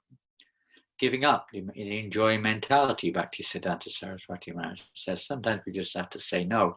No daydreaming, visualizing all these various things that we tend to do on the objects of the senses or previous activities which we were very much infatuated with, whether it's some kind of music, sport, environment, place, whatever. The tendency is there, we tend to dwell on them. We have to be determined not to think of them. One technique of controlling is to ignore it. It may come along, we don't have to pay attention. Prabhupada says, if you don't have an unwanted visitor in the house, just don't feed them. They'll go away. So similarly with desires that come into our mind, born of our previous contact with the material world, we just don't think of it. When it comes, we don't have to dwell on it, so to speak. In the Bhagavad Gita, we can see in the 2nd chapter, a very important verse, towards the end, towards the end of the 2nd chapter there, a person who is not disturbed by the incessant flow of desires that enter like rivers into the ocean, which is ever being filled but is always still, can alone achieve peace, and not the man who strives to satisfy such desires. Tolerance, Krishna explains tolerance. In many places, Matasparshas to Kunter, Shatoshna, Sukha, Dukkata, we have to become undisturbed and tolerate these dualities of this material world, the objects. In the 1st canto, 9th chapter, Krishna says so, Sudha Goswami says the same thing. So Bhaktivinoda Thakur recommends also, the various demons in Krishna Lila, they all personify various anarthas or various, inimical natures, etc. So Sankachuda, one of the demons Krishna killed there, he represents lust. So he said, by meditating on that pastime, it suggested that that this pastime of Krishna killing Sankachuda will help us to get free of this desire to see ourselves as in the center, as the enjoyer. In the 6th canto of Srimad Bhagavatam, there's a very nice Samat Kumara Batukama Devad. There's a verse there where it says, Sukadeva, may Sanat Goswami protect me from lusty desires. There's a series of prayers there, I believe. Protect me from lusty desires. And Prabhupada says lusty desires are very strong in everyone. They are the greatest impediment to the discharge of devotional service. Greatest impediment. Lusty desires. We may be able to carry on to a certain extent in our service, but we cannot progress as long as we're maintaining. It's not the lusty desires do not come. We see in the Upadeshamrita, in the first verse of Atra Vegam Anasakrita Vegam, Jiva Vegam Udurpasta Vegam, etc. A Prabhupada translates here, one who's able to tolerate these desires without being disturbed. Basically, same thing in Bhagavad Gita. The tolerance is not without being without them, but tolerating, not becoming a victim of them, not meditating on them, not supporting or feeding these particular desires. Therefore, those who are very much influenced by lusty are advised to take shelter of Sanat Kumar. In the Chaitanya Charitamrita, there's so many beautiful verses. We don't have time to read so many, but here's a little bit. Be feeling ashamed of the fact, there's feeling of repentance described there. How if you realize the futility, the fault, the unfortunate situation that we've been so long, and may still be, a victim of these lusty desires, of these material, objective desires, which pervade our consciousness sometimes. And when we feel some realization, remembrance there, we can have knowledge, remembering the results of contemplating the objects of the senses from Bhagavad Gita or from other places, or when we see the results of persons who do contemplate the object of the senses and what the ultimate result is, the pain that comes from being a victim of my Tunya Agra. So there it states, I now refuse, what Prabhupada writes, I now refuse to obey the unwanted orders of these desires. I now come to you to surrender myself at your fearless lotus feet. Same mood of Bhaktivinoda Thakur. This feeling of humility, helplessness, this repentance. And in the 11th canto is also described there, very nice purport. Is an amazing verse in the 20th chapter. You should look this one up. It's 11, 20, 27 in your own time. It's a wonderful verse to give us encouragement, especially as most or many, if not most, but many devotees do fall victim to lust in their efforts to become devotees. So these verses around there's a couple of them, 2 or 3 in that area. They're very, very wonderful to give us reassurance and to help us to be patient and to be confident in moving forward in the proper way and depending on Krishna, that he can help us to overcome these say, enemies in the form of lust and so on. Prabhupada was one time asked what to do about lust. He said, you have to become Krishna conscious. Otherwise, there's no solution to this problem. There is no solution. We can try this, we can try that, but lust is everywhere.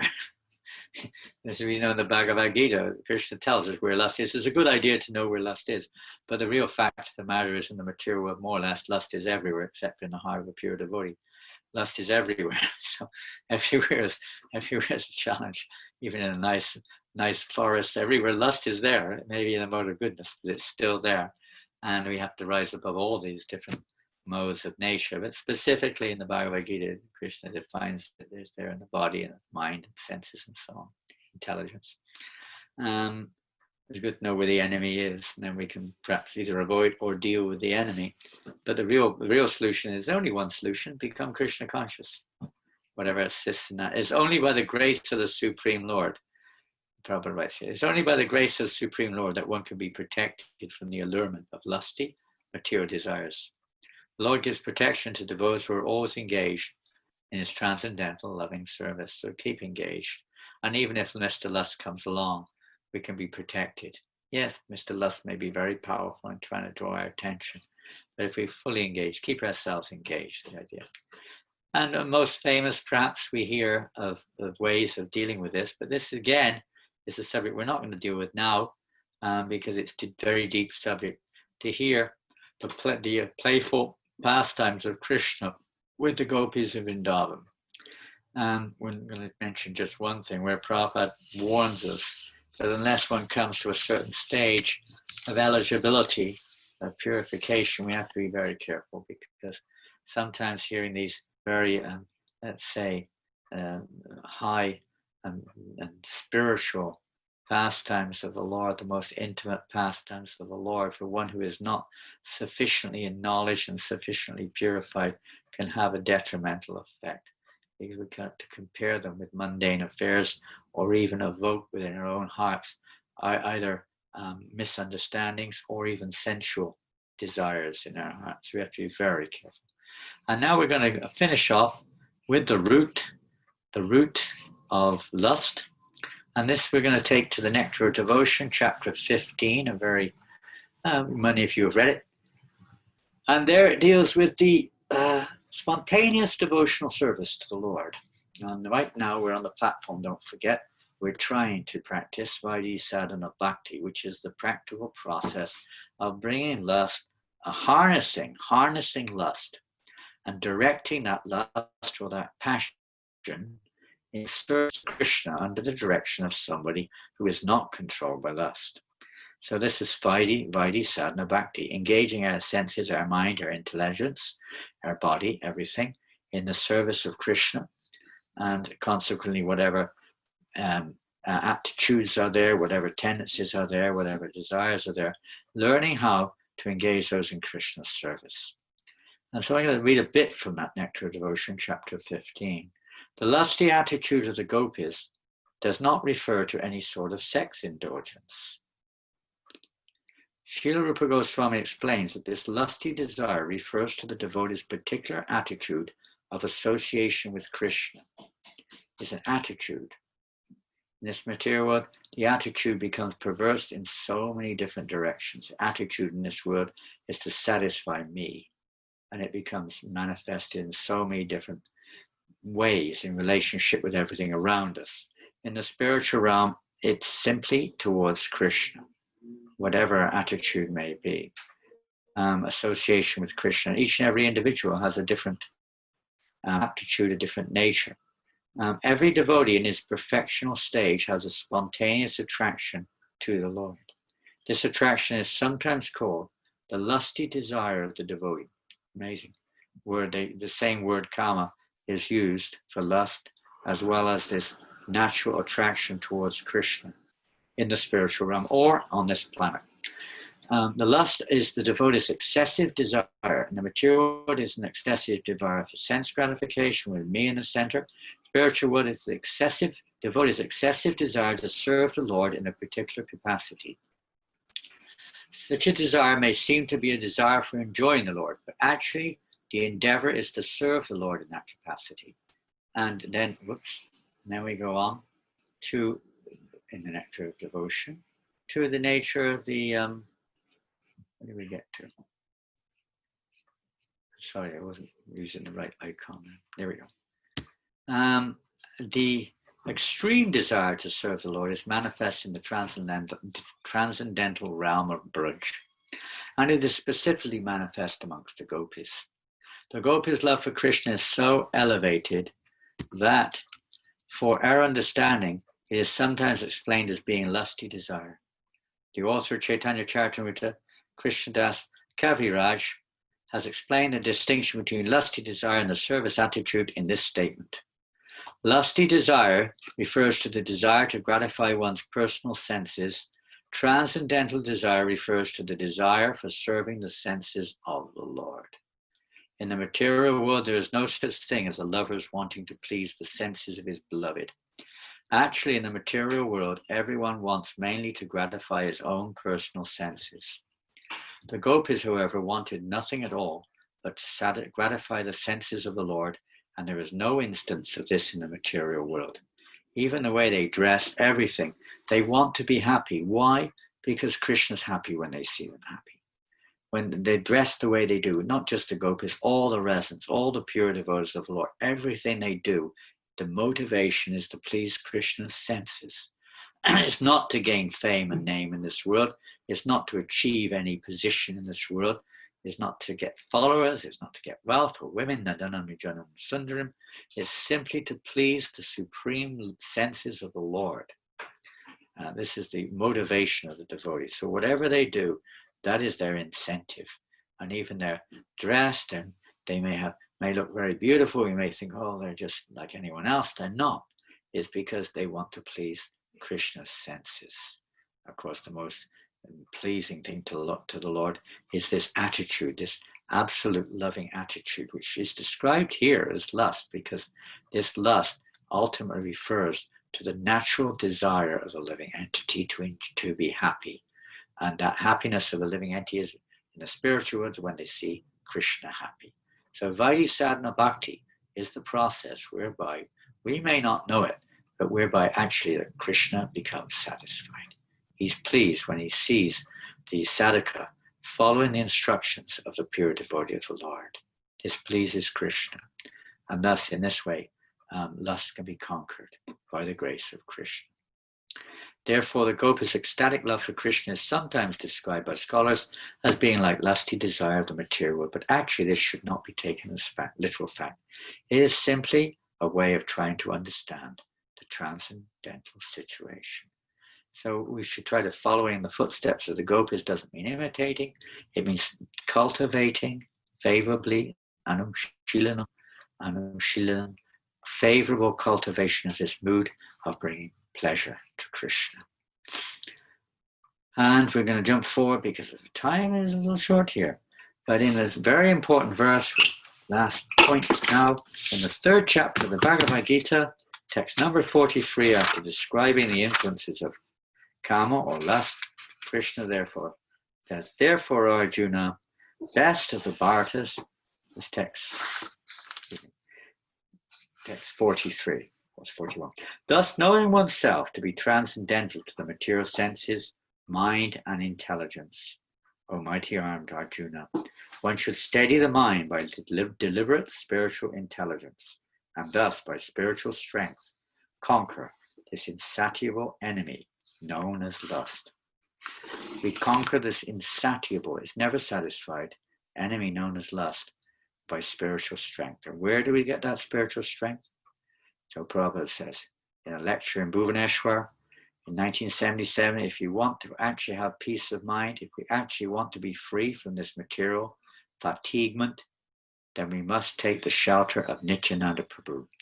Nityananda Prabhu is the strength, spiritual strength. And without spiritual strength, you cannot approach Krishna. We have to have spiritual strength, and we have to call out for Nityananda Prabhu's mercy to give us that strength. He's represented by all the pure devotees of the Lord, of course. But ultimately, he's the Adi Guru, Balaram, Nityananda. They give us this spiritual strength. So we turn to them for the strength to conquer over the insatiable enemy known as lust. Krishna says right in the beginning, we should curb this enemy known as lust. And how do we curb it?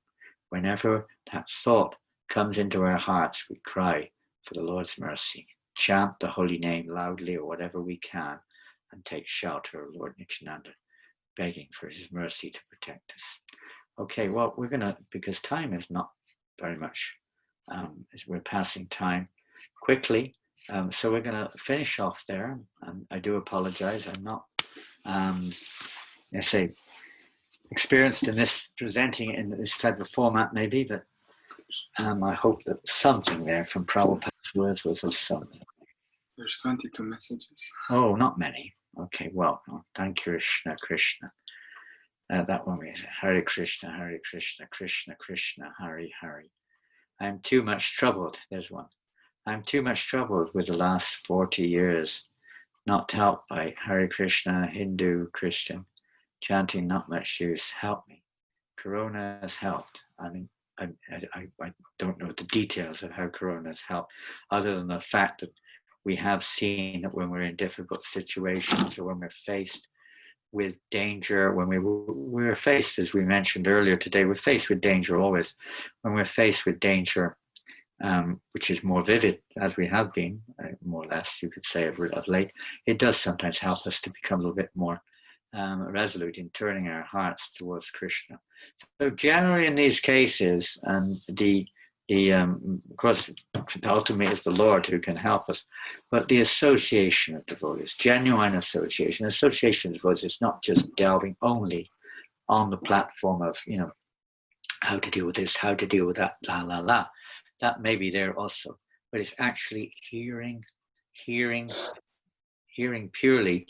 in the association of devotees, not just trying to unwrangle all of our problems and all of our issues, depressions, or frustrations, anxieties, and whatever else it may be, which are inevitable at different stages of our being in this world, but to actually absorb ourselves in the pastimes, hearing the pastimes of Krishna in the association of devotees, chanting in the association of devotees, and in the association of sincere devotees. It's like when devotees would come before Srila Prabhupada, immediately, as everyone would say, it's like you come in with a bag of problems and you leave as if there was never a bag of problems in the first place. You didn't even have to mention problems practically. They would just evaporate in the presence of somebody who has no problems, who has none of this baggage. They have that amazing effect of, like the sun, the sun evaporates all dirty places. It's a matter of getting that good association. If we're really sincere about it, I'm sure that Krishna will arrange this. But we should try to create this type of association. That was Prabhupada's desire, to try to create an environment, also not just physical association, but environmental situations which are more favorable. That's why Srila Prabhupada wanted us to have communities with simple living and high thinking. And we're living in a very complex world with many complex solutions to complex problems. And we never get, practically speaking, we don't get free of it. It's very difficult. It's one thing after another. The environment is very important also, creating a favorable environment and consequently associating favorably within that environment. So it's a big topic and time is short. And but to say, something we could deal with perhaps at another time or discuss further. But to hear in the association of devotees is the curative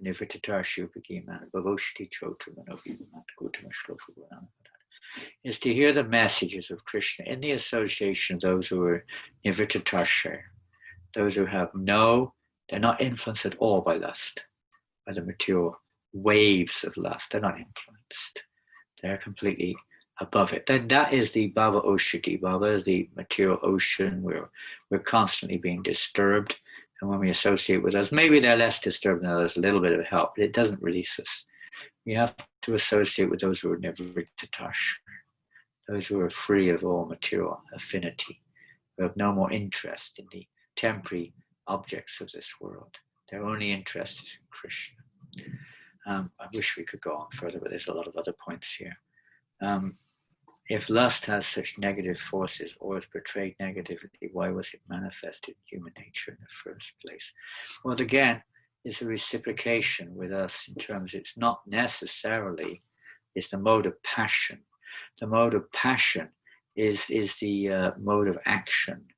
And the living entity by nature is by nature, we're conscious, we're sentient living beings. We're looking for ways of satisfying our desires.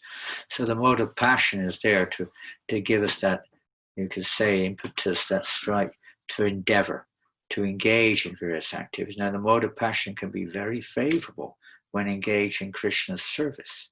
The choice is there, even within the material world. It's a reciprocal arrangement of the Lord. It's how we relate to the modes of nature, not only to the modes of nature. Of course, when we're in ignorance, we just take it for granted. That's the way it is. That's the way it is. It's meant to teach us a lesson. Just like sometimes when you have a child, the child insists on having something, it's not really going to be much use to the kid, but he insists, you give it, and then hopefully he gets some realization. Maybe he doesn't, but the idea is that the child gets some realization. So the idea is that we also get some realization. And human society is meant the platform to get that realization. So therefore, in human society, the mode of passion, according to the situation one born in, and the situation of one's nature, and so on and so forth, we may be more or less passionate in different ways. But one is regulated according to the situation of varnashram. That passion is regulated so that gradually it comes under control. Gradually it becomes favorable. Gradually we get released from what is the real lust. The real lust is the coming from the soul, the modes of nature are just basically fulfilling the degree of the living entity's lusty desire or passionate desire, or whatever you wish to call our animosity towards Krishna. It's reciprocal, but by good fortune, that can all change, and we can actually utilize these passionate effects which we may have according to our karma, our passionate natures, and the passionate modes of nature around us by preaching Krishna consciousness, or as Arjuna did in the great battle of Kurukshetra, Hanuman in the battle of Lanka, and so on, utilizing that passion for favorable purposes. To be engaged is meant to be engaged in Krishna's service. So it can be favorable also. It's just reciprocating, fulfilling our needs. These modes of nature are there. In the spiritual world, we could say that the only mode there is love for Krishna, but still, that passion we've just heard is there in the spiritual world. That's kama rupa, that form of kama, which is also understood to be lust. It is there in the spiritual world, but it is a love. A lust is there for satisfying Krishna's desire, eagerness, determination, how to please Krishna. So human life is to gradually evolve towards that purpose. Chanting and deity worship remains the biggest factor to control lust in this material world, at least in me. I had seen in me during the lockdown period, I do feel different. I'm still transforming in my life. Good. There's some experience there. What is there such a thing as good lust? Well, we just heard about that, transcendental lust. Good lust in this material world is just another aspect of material. Now, you may have a lusty desire or a covet to see that people in the material world are all well fed, that people are, looked after. That's the mode of goodness influenced somewhat. It's mixed, but it's still somewhat the mode of goodness. One may have a desire to, be a good person or to be elevated to a higher plane of existence and so on and so forth by performing various activities recommended in the Vedas. Vedas mainly deal with the three modes of nature, rise above them, Krishna says. But nonetheless, there is a mode of goodness there. So people will in the material world describe it as good activity. The word activity is also influenced, you could say, related to passion, or rajagun, to motivates action. Krishna's giving these a motivation for action.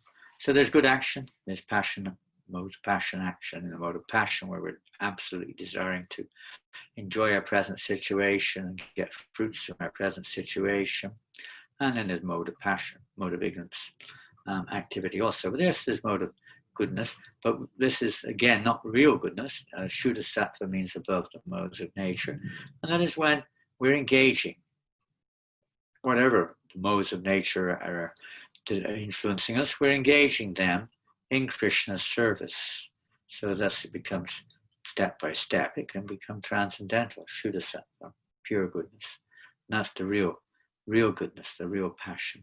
Passion, Prabhupada had to be passionate to preach Krishna consciousness. All the preachers of Krishna consciousness have to use passion in Krishna's service. Instead of being controlled by passion, we utilize passion in Krishna's service. Because ultimately, Daivi Heshuganani, by surrendering to Krishna, one can overcome these modes of nature, are very hard to overcome. But by surrendering to Krishna, one can easily cross beyond them. Because Krishna personally protects the devotee, personally gives the devotee the intelligence how to do that, personally guides the devotee, etc., etc. And in the absence of or less at mature stages of awareness or consciousness, then the devotees, the pure devotees, guide us in how to do all of these things, how to engage our passion, etc., etc. Don't feed lusty and leave them, or should we replace it with more service reading? Yes, both of them simultaneously. But the positive one is, yes, to be fully engaged 24 hours a day if we can, not just trying to tolerate lusty desires. That's not our purpose. That would generally lead to Mayavada or impersonal conclusions of the absolute truth. We want to engage positively as we hear the example, when the cup is full, there's no room for anything else to enter in. We have to fill our cup with devotional activities as much as we can, and not, sometimes we spend a lot of time on the mental plane, although there are attitudes, we've heard a lot about that, this feeling of repentance, this feeling of feeling regret that, we indulge ourselves for so long. Oh, maybe sometimes we become morose or depressed. Oh, I'm so useless, I can't make progress.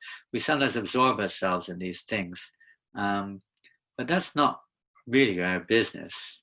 There may be an underlying feeling of these kind of like repentant feelings, of how helpless we are. But when we're in a helpless state, the main thing we have to do is to take some shelter of something that can help us, not just something that let's say sympathizes with our helpless condition, or tries to make us feel better in our helpless condition. But no, we have to take shelter of somebody who is not, somebody who can actually help us, someone who's not in a helpless condition, somebody who's taken shelter of the lotus feet of Krishna, which means devotional service, practical service at our stage, righty sadhana bhakti. We're trying to keep engaged 24 hours a day. Yes, this is the positive way of dealing with it. But in the course of one's service, specifically in chanting, one will find that all kinds of attitudes, emotions come up in one's consciousness, but one carries on with one's devotional service. It becomes embellishes our devotional service. Genuine humility and genuine repentance, genuine feeling of helplessness, all manifest to increase our humility and dependence upon the Lord. Instead of meditating on ourselves, it helps us to take more shelter, just like the devotee asked about or mentioned about coronavirus, how it's helping. So on the positive side, this helps us, and these thoughts come up. And in the presence of the chanting of the holy name, in the presence of focusing on Krishna, whatever the root of these, passions or lusts, whatever, becomes removed.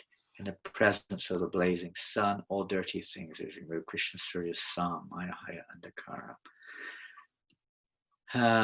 How can we detect what is lust on a subtle level? Sometimes it's hard to distinguish what is more than required. For instance, desiring to make certain food items and then offering to Krishna as one. The point in making something that you yourself do not want to eat. Well, again, that's a good thing about daily worship, that there are directions what Krishna likes, how he likes, when he likes, where he likes, and so on, and how to offer it. This helps to control our tendency to do things the way I like rather than the way Krishna likes. Now, in the beginning, you might find that's more prominent. We have to follow some level, whatever level, ultimately on a complete level, the process given by the pure devotees of Lord, how to please Krishna, how to serve Krishna in daily worshipping the deity. And you may not be able to do it in the beginning for whatever reason, but the goal is to do it in a way which is fully pleasing to Krishna. The types of preparations, how much, how many, this, that, the other is a combination. Everything is for Krishna, it's not for us. And this is where faith comes in. As we progress in our genuine faith in devotional service, we will know that Krishna will provide. Absolutely. I was listening to Sriram Swami yesterday, describing a little bit about their project in Hungary, and how he said, let's say there's a little difference between what we want, what we need, and what we've got. It's and they're trying to make self-sufficient community. Why? For the pleasure of Krishna, because Prabhupada wanted it. And so therefore it must be Krishna. Farm life. Krishna likes living a simple life on the land. He lives on the farm with the cows and the cowherd boys, and they live in the forest in a very simple lifestyle based on the land. So he was saying how sometimes of the year apples grow, and sometimes carrots grow, and sometimes we have wheat, and sometimes we have vegetables. It's not like, I want this, I want that. They offer Krishna whatever they can, according to the situation they're in, is offered to Krishna with love and devotion. And in this way, their life goes on very simply. They get used to it. It's not that we get so much use, I want this, I want that, I can't carry on if I don't get this. We're so conditioned, but it's not true. Krishna will provide if we do things which please him. If we try to understand what pleases Krishna. Krishna promises this in the Bhagavad Gita. Ananyas chintayanto mam ye jana paripasate. Those who have ananya, this unflinchingness, and the pure devotees have it. And if we follow the instruction, we're also in that same, you can say, the same mood, even in that same environment, even if we're not in the same consciousness. We're practicing activities which are of Ananya Bhakti, or unflinching, unmotivated devotional service. And in that service, Krishna says, I provide what they lack and preserve what they have. So having that faith that Krishna will provide. This is how we make advancement in spiritual life, when we associate with somebody who's actually on that level of genuine selflessness, where they're not controlled by lust. What I like. Now, when you have a family with children, you do have to take that into account. You have to bear in mind the children, what they do like. You can't necessarily impose that upon children. In some environments, it may be more or less not the problem. But in general, we can't do that. We have to also bear in mind the children and the family members, depending on the circumstance. But the principle inside is we want to offer Krishna what he likes, and he will provide what we need. That's the spiritual understanding of that. So that's how we distinguish through you could say that the media of the Sadhu, Guru, and Shastra. We hear from Sadhu, Guru, Shastra. Said that Srila Prabhupada, that pure love for Krishna and the same love material is perverted. Yes, perverted as lust. So if we don't have love towards Krishna, and love is turned as lust towards women, man, or other things in the material world, so as it is possible for devotees to keep pure love on Krishna, divert the lust on women or man, because I saw devotees are practicing Krishna for many years, chanting, serving, faith in Krishna, have love in Krishna, but still unable to control lust. Yeah, well, Krishna can control it. It's hard for us to control, that's for sure. And for sure, if after many, many, many, many years, it does take time. Prabhupada also explains it takes time, baby steps, so they're required in one sense. It can happen in a second, it can take longer. There's no way of measuring it in terms of time. It depends to our degree of surrendering to Krishna. And we can't say what's going on in particular individuals' hearts. We may know our own heart. We're not going to, pinpoint others, but we can look at our own heart, and we can see in our own heart, to what degree am I being sincere? To what degree am I being, serious about my practice of spiritual life? There's usually some good reason for it. It's not just a matter of that's the way it is, Prabhu. Sorry about that. And there's usually a good reason, or let's say a definable reason why. It may be the quality of our chanting. It may be certain interactions with other devotees. It may be we're purposely harboring various sensual activities, etc. We're not revealing our hearts. Revealing our hearts in confidence in the right association is extremely important. When we hear classes, it's kind of general, and things just kind of like blow over, and we go about our lives. Association, Bhakti Siddhanta would put much emphasis on the degree of our association with matter and spirit, how much we're associating with materialistic persons or materialistic subject matters, how much we're associating with spiritual persons and spiritual subject matters. Very, very important. But I would like to add in that situation a very important point of the confidential association of devotees, where we can genuinely share and reveal our hearts, not in a way as to, let's say, indulge in some kind of mental or physical sensing, but rather how to rectify, how to change our hearts. Taking the right, it is important to have this association if we want to advance in Krishna consciousness, the association of more elevated devotees, and in their association to hear and chant, and to reveal our hearts at the right time, and not be hiding. Don't hide things. Oftentimes it's a fear or some whatever it may be, or attachment, these various things we don't want anyone to know about. We're hiding something in our hearts, and mechanically we're carrying on externally. But mechanical devotional service in the beginning is tremendous, but if we carry on doing the same thing or lesser thing after so many years, we have to stop and think, maybe I'm doing something's not right here. There's something within, or there's something going on here which needs to be adjusted. And we need the association of devotees sometimes to find out what it is. We have to be willing to hear it. We have to be willing sometimes to be exposed or to be corrected. It's painful, maybe a little painful. Like a tooth which is going rotten, and we're not dealing with it after so many years. We're brushing it, we're putting something on it, but it's the root, not to the surface. We sometimes, these situations when we're carrying on for many years like this, it means that Krishna is now telling us, he's telling us something. Come on, you've got to go deeper than this. It's not a surface business. We've got to get under the surface. We've got to dig deep. If you want the jewels, you've got to dig underground. You've got to dig deep in the consciousness and clear out the roots of these dirty things. If we don't see the dirty things, if we don't know, then we will not think of clearing them. In the beginning, we chop them down, you don't see them. Then they start growing up because the root is there. So now we have to get right to the root. Kechit kevalya bhaktya vasudeva prana gandhan tvansi karsnena niharam eva bhaskara.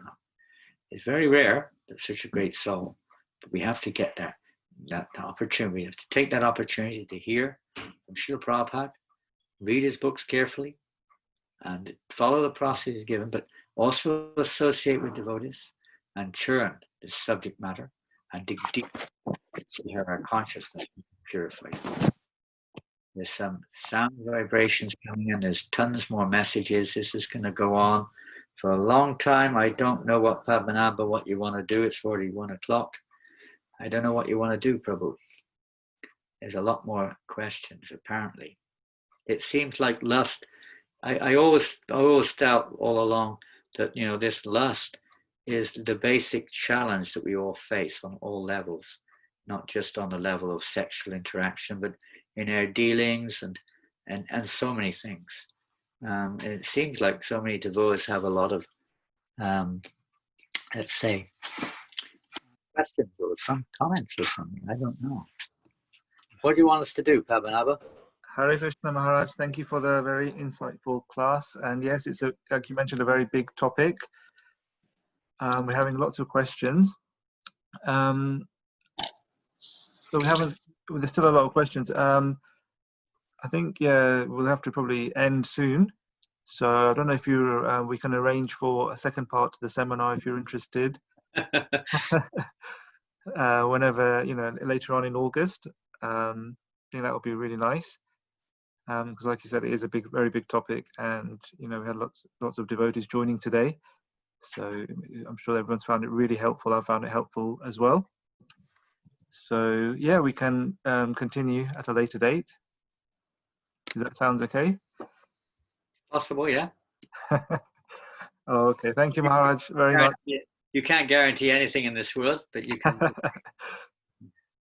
If by Krishna's will, back to his Janananda said, by Krishna's will. Yes, Krishna willing. Krishna willing, we can arrange for another seminar in the near future. I can make a note of the questions. Well, I can save the chat, and then maybe next time we can start with the questions that we haven't managed to answer, if you wish. Yeah, sure. Maybe there's not so many questions. It might be a lot of comments down there. Comments. Okay. A lot of comments actually. There's not so much. There's 4 or 5 questions. 4 or 5, as you wish. Otherwise, you know, I think that most of the devotees, you know, we probably asked similar questions on several occasions in different certain scenarios, and the questions, answers are all there in Prabhupada's books. We just have to hear in the right association, and you know, get to understand how to apply the answers in our lives. But everything's there in Prabhupada's books. All the answers to these questions are there in different places. At different stages, we may see or not see, and at different stages, the nature of the answer is the same. But I mean, the degree of the application may vary at different stages of our lives. You know, getting married, brahmachari, and so on are one simple aspect of that. But even then, internally at different stages, different instructions are more relevant. But they're all there in Prabhupada's books. Yeah. How do we constantly meditate on everything for Krishna, nothing for me? Well, it's not the nothings for me. Krishna reciprocates also as you reciprocate with Krishna. Krishna certainly makes you, if the more we're feeling in that mood, the more Krishna we feel happy. Krishna gives us happiness within. And how is that done? Well, again, same thing. is by keeping, Prabhupada said, your love for Krishna is shown by your love for me, and by devotees doing that service to please Prabhupada. This means we're pleasing Krishna. This says that pleasing our spiritual master, trying to fulfill his mission or serve his mission or their mission. Means this is pleasing Krishna. It's not like one's different to the other. This is how we move, or how we evolve into the environment or the atmosphere of pleasing Krishna, always by thinking how I can always keep engaged according to my spiritual master's instruction. So trying to understand to surrender Krishna, overcome all lust. At the beginning of practice, what are the symptoms of surrender? What are the activities to surrender? When we say the beginning of practice, it depends how much we mean by the beginning. We could still be beginners, or we might mean right at the beginning, right at the very beginning. It might be like Dracula. He just somehow or another took some prasadam and liked it, and then came to the Sunday feast, and this is surrender. And the next time, the whole process of surrender is given by Rupa Goswami as, Agata Sukriti is the unknowing surrender, of course, unknowing devotional service. The whole process of devotional service is step by step, unfolding one by one process of surrender to the Supreme Lord, which is mainly evoked by association. Desire from our side, but that desire will lead to association of devotees at every stage. It's not just in the beginning. Prabhupada said it, every stage in our devotional service, the association of devotees is most essential. But to progress beyond bhajana kriya, Vishwanath Chakravarti very nicely describes this process.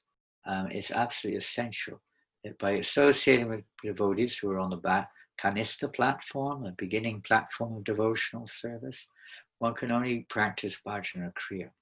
But to rise above bhajana kriya, we have to actually associate with those, at least on madhyam, more advanced devotees. Now that association doesn't only come physically, it can come from actually taking seriously the mood, the behavior, the instructions, the impetus, everything from those devotees. Bhaktivinoda Thakur describes that in Bhakti Aloka, how by associating with these advanced devotees, one develops the necessary courage, determination, satisfaction to progress further in devotional service, just by hearing about them, hearing about their instructions of these great personalities of the Lord. So association is very, very important. Okay. Hare Krishna. Thank you, Maharaj, for the enlightening words, nice, wise words, really helpful for us. So thank you for all the devotees for joining. So I'll end the meeting now. So Vanchakalpatarabhyascha kripa sindhubhayavacha patitanam pavanebhyo vaishnavesyo namaha. Hare Krishna, glories to Srila Prabhupada. Hare Krishna. Galaxy tab is waiting for an answer. Hare Krishna, that's all right. Thank you. Hare Krishna Maharaj. Hare Krishna Maharaj. Hare Bol, glories to Srila Prabhupada. Sorry, Galaxy Tab S2, didn't get your question there. So you can send us Galaxy Tab S2's question. Sure, I'll have a look for it. I've got it in front of me. Oh, okay. Quality of vice. It's about duality. It should have some duplicity. Long one. Hare Krishna. Duplicity. Yeah, it certainly is connected with lust, duplicity. Trying to fulfill one's own motivations or intentions, or cover them over, so you come over to others as something you're not. Duplicity is behaving somewhere different to where we're actually at. Or what people perceive of where we're at is a dishonesty, we could say. So yes, for sure, it's related to lust. It is in one sense. So that duplicity is sometimes described, Bhaktisiddhanta particularly describes it as the greatest obstacle. It's a form of lust, which is because it blocks the opportunity to clear up to get to the actual problem itself. We're blocking it. We put a block there. The door's closed. So we have to open that up. How to open up that duplicity? How to become free of that? Well, Krishna helps. Sometimes we're put in a situation where we're almost exposed. Sometimes that happens to people. They get exposed in life. And they try to defend themselves till they're defeated.